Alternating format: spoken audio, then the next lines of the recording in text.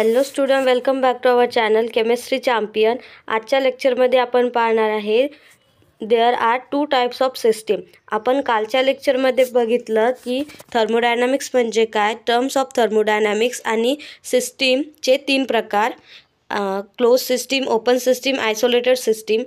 On the basis of nature of boundary आपण सिस्टीमचे प्रकार बघितले। आज आपण on the basis of composition सिस्टीमचे प्रकार पाहणार आहेत। तर on the basis of composition सिस्टीमचे दोन प्रकार पडतात, होमोजेनियस सिस्टीम आणि हेट्रोजेनियस सिस्टीम।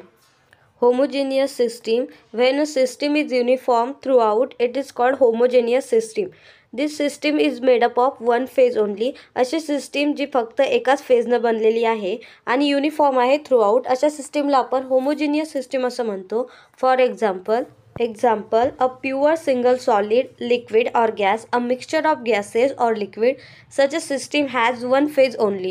असे सिस्टीम की जे फक्त एकाच फेजने बनलेले आहे, जसं की एक तर सॉलिड किंवा एक लिक्विड किंवा गॅसेस, कोणत्याही एका फेजनं जी सिस्टीम बनलेली आहे त्या सिस्टीमला आपण होमोजिनियस सिस्टीम असं म्हणतो। आणि थ्रूआउट ऑल कंप्लीट रिॲक्शन होईपर्यंत ती सेम राहते, त्याला आपण होमोजिनियस सिस्टीम असं म्हणतो।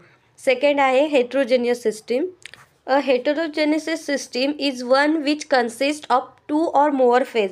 अशी सिस्टीम की जिच्याकडे दोन किंवा दोनपेक्षा जास्त फेज असतात। It is not uniform throughout, ती थ्रूआउट युनिफॉर्म नसते।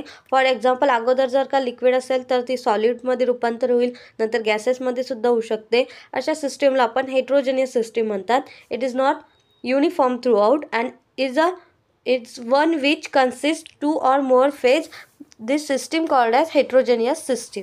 Heterogeneous systemचं एक्झाम्पल आहे water with ice floating on it. Second आहे ice in contact with water vapor. These two systems have three homogeneous bodies, water vapor or ice. म्हणजे ही अशी system आहे की तिचा फेज हा एक नसतो, हा डिफरंट असतो।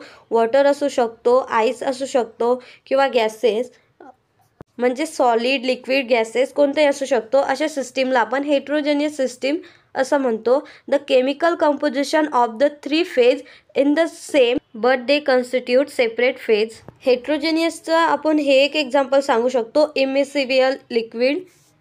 On the basis of composition सिस्टीममध्ये काय प्रेझेंट आहे, सिस्टीमच्या कंपोजिशनवरून सिस्टीमचे दोन टाईप पडतात, हेट्रोजेनेसिस आणि होमोजेनेसिस। हे आपण या लेक्चरमध्ये बघितलं।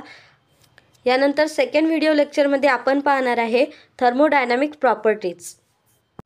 जर का तुम्हाला हे व्हिडिओ आवडत असतील तर लाईक करा, कमेंट करा आणि सबस्क्राईब करायला विसरू नका। Thank you so much for watching my video. Keep watching.